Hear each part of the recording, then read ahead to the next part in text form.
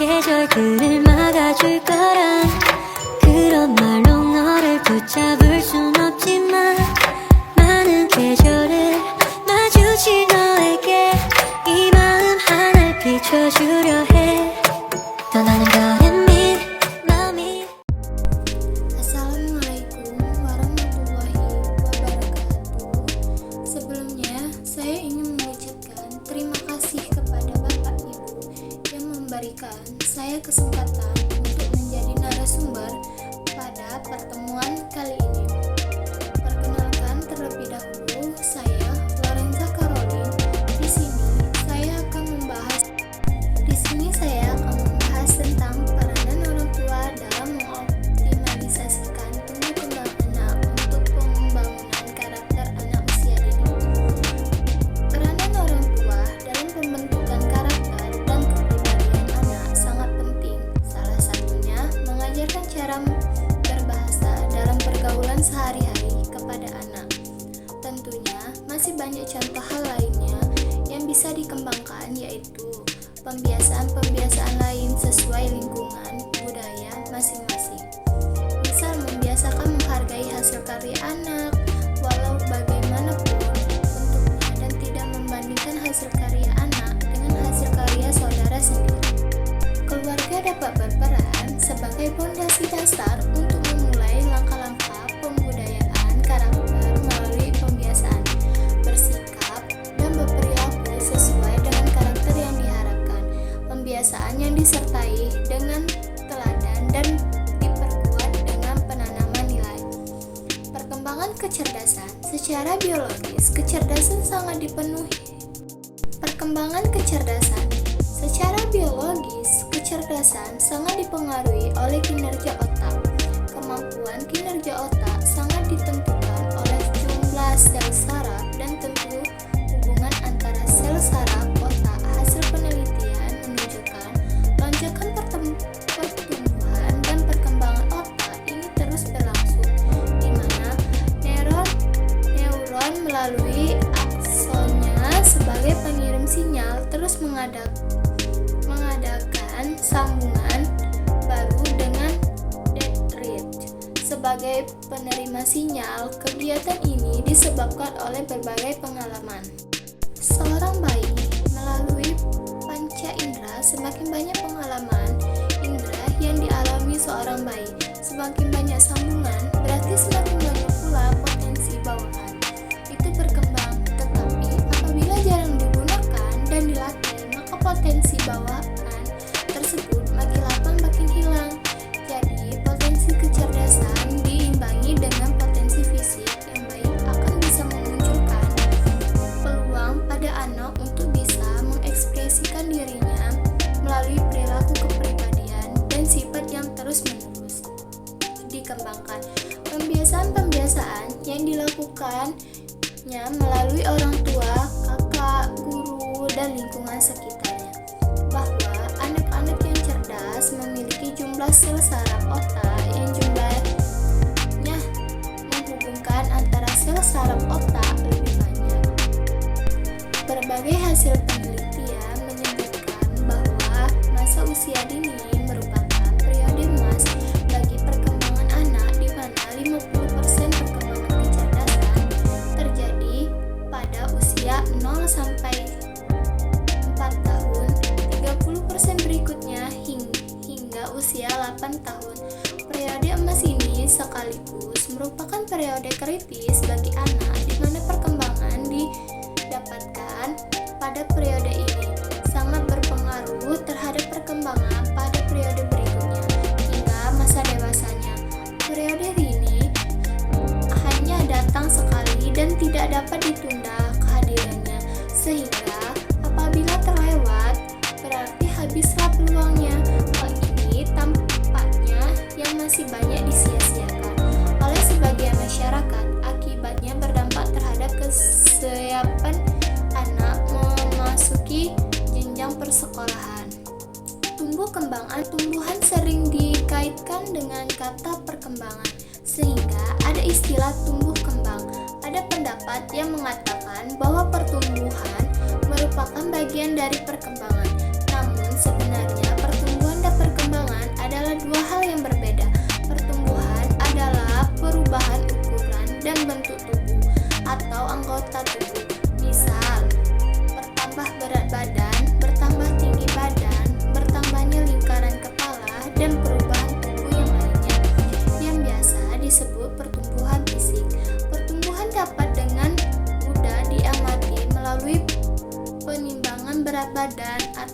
ukuran tinggi badan.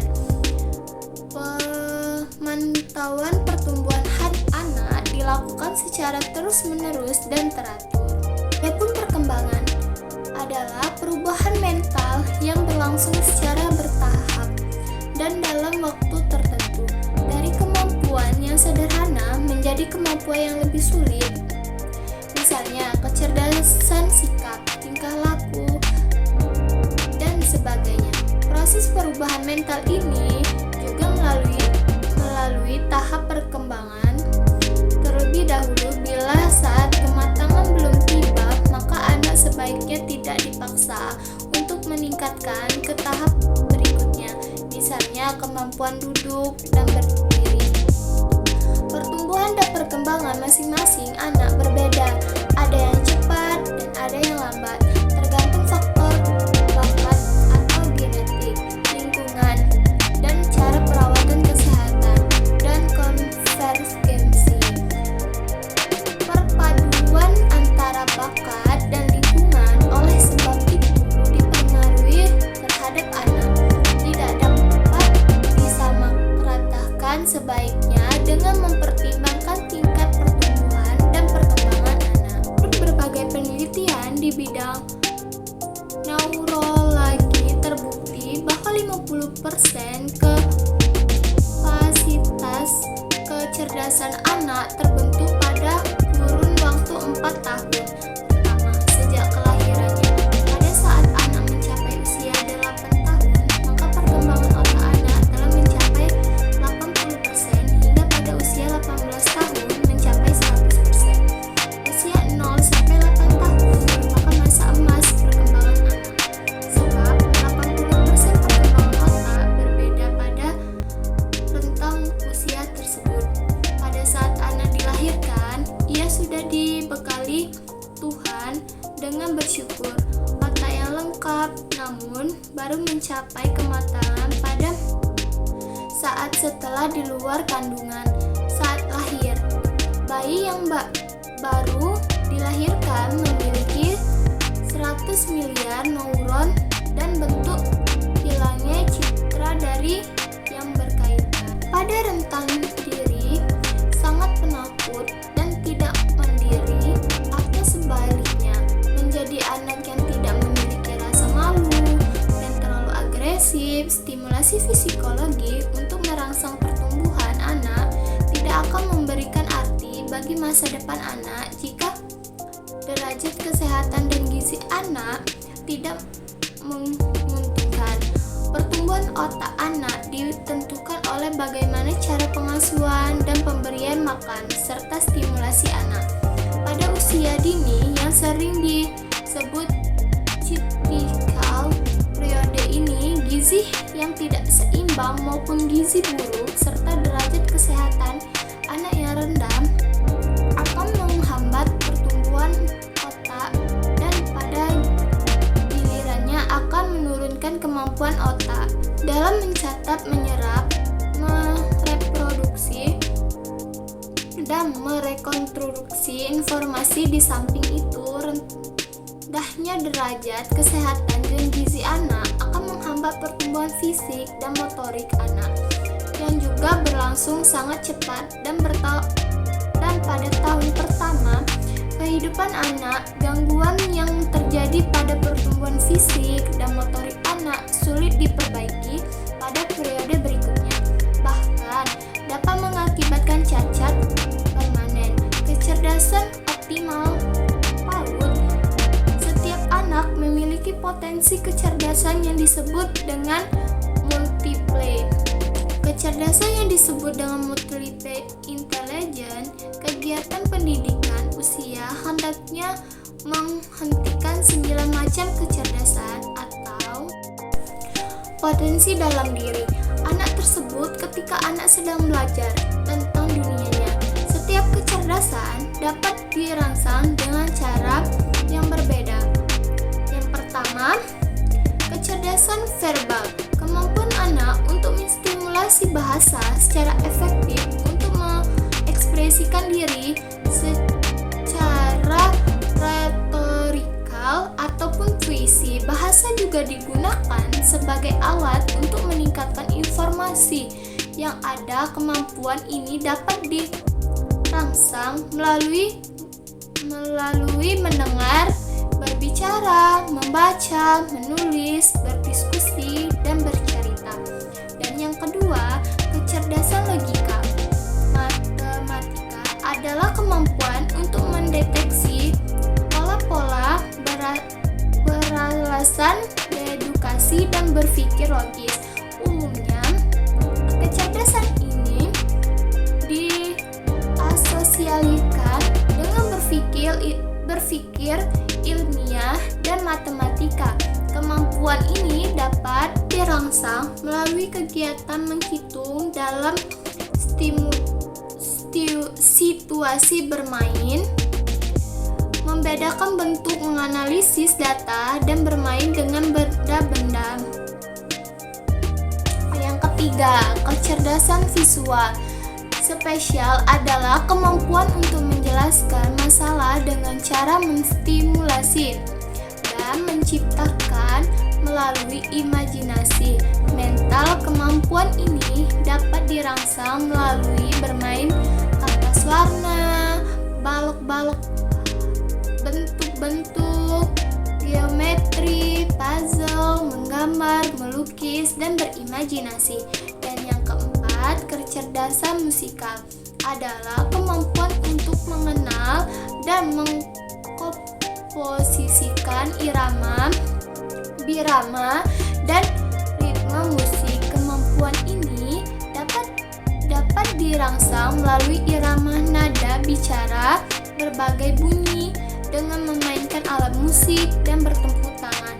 Dan yang kelima, kecerdasan kinestetik adalah kemampuan untuk menggunakan salah satu kemampuan mental dalam mengkoordinasi gerakan tubuh. Kemampuan ini dapat dirangsang melalui gerakan tubuh, tarian, dan olahraga.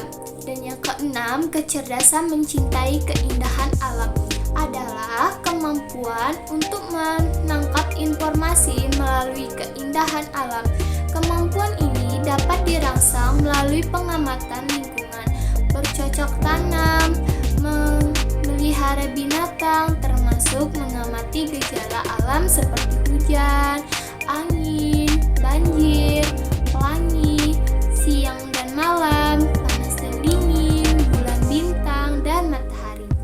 Yang ketujuh, kecerdasan berkawan adalah kemampuan untuk melakukan hubungan antara manusia atau berkawan yang dapat dirangsang dengan bermain bersama teman, bekerja sama, bermain peran, memecahkan masalah, dan menyelesaikan konflik.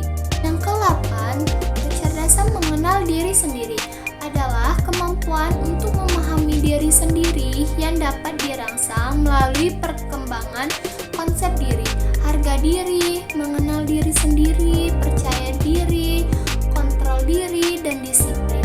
Dan yang ke-9, kecerdasan spiritual adalah kemampuan mengenal dan mencintai ciptaan Tuhan. Kemampuan ini dapat diciptakan. Kecerdasan spiritual adalah kemampuan mengenal dan mencintai ciptaan Tuhan. Kemampuan ini dapat dirangsang melalui penanaman nilai-nilai moral, perilaku, budi pekerti, dan pendidikan agama. Kestabilan kecerdasan yang ada pada potensi anak harus dilatih dan diberi stimulasi melalui perkembangan program belajar. Bermain konduktif dilakukan melalui kegiatan bermain untuk membuat bentuk-bentuk tertentu menjadi sebuah karya dengan menggunakan beraneka bahan, baik bahan cair maupun bahan tekstur seperti air, cat, krayon, pasir, puzzle, ataupun bahan alam lainnya. Bermain pembangunan menurut Piaget dapat membantu pengembangan keterampilan anak dalam rangka keberhasilan sekolah di kemudian hari. Melalui bermain, perkembangan anak juga dapat mengekspresikan dirinya dalam mengembangkan bermain sensori, bermain bermain peran, serta hubungan kerjasama dengan anak lain dan menciptakan karya-karya nyata.